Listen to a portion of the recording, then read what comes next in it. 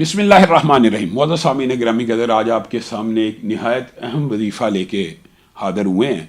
और ये वजीफ़ा इंसान को जब भी कोई गम की खबर मिले, दहशत ज़दा करने वाली खबर मिले, या मुस्तक़बिल में किसी मुसीबत में शिकार होने का अंदेशा हो, तो ये कलिमात निहायत मुजर्रब हैं। और दो बरगज़ीदा पैगम्बर और उलुल अज़म रसूलों के ये अल्फाज हैं।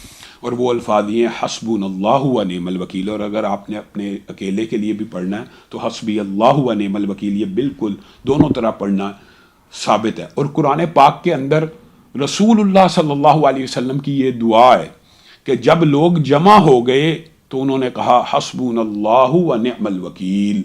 और ये दुआ सबसे पहले हज़रत इब्राहीम ने उस वक़्त पढ़ी जब उनको आग में फेंका गया और जिब्रील अमीन का नज़ूल हुआ, आपको कोई हाजत तो नहीं है? तो उन्होंने कहा हस्बुनल्लाहु व निअमल वकील, मेरे लिए अल्लाह ही काफ़ी है।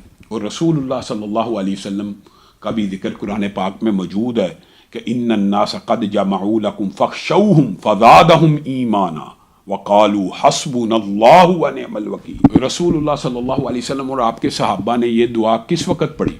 जिस वक़्त उनको ये इतला मिली कि लोग आपके खिलाफ जमा हो रहे हैं, तो उन्होंने कहा हमारे लिए हमारा रब ही काफ़ी है। रसूलुल्लाह सल्लल्लाहु अलैहि वसल्लम ने फरमाया मैं कैसे बेगम हो जाऊं, यानी आसूदगी की ज़िंदगी कैसे गुजारूं, जबकि सूर फूंकने वाला फरिश्ता पेशानी को नीचे गिराए हुए अल्लाह के हुक्म का मुंतज़िर है कि जब आवाज़ आए वो सूर फूंक दे। तो साहबा ने पूछ लिया उस वक़्त हम क्या करें? तो रसूलुल्लाह सल्लल्लाहु अलैहि वसल्लम ने हुक्म दिया हस्बुनल्लाहु व निअमल वकील पढ़े। तो गोया जब भी कोई इंसान को अंदेशा हो कि मैं किसी मुसीबत में गिरफ्तार होने वाला हूँ, मैं किसी मुसीबत में फंसने वाला हूँ, कोई खबर गम सुने, मैं कैद होने वाला हूँ, मैं आग में गिरने वाला हूँ, हज़रत इब्राहीम की और रसूलुल्लाह की दुआओं का अगर आप सारे का सारा पस मंज़र देखें तो जिस वक़्त दिल बेकरार हो और अंदेशा लाहक हो, हस्बी अल्लाहु व निअमल वकील, हस्बुनल्लाहु व निअमल वकील।